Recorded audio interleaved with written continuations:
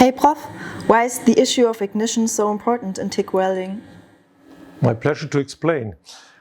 The ignition of the arc is the start of the welding process in TIG welding. So it's very important to have a look at this. In modern welding power sources, for ignition we use a so-called high voltage impulse, and the voltage goes up to 15 kilovolt, 15,000 volts. That means we have to guarantee that the complete system of welding power source and welding torch resists to this high voltage. For instance, for a manual welding torch, we have to have a look if the switches or displays are not damaged by that impulse.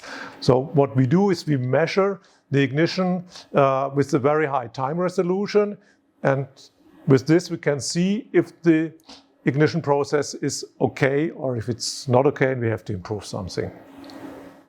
Any questions for the Weld Prof? Please contact me.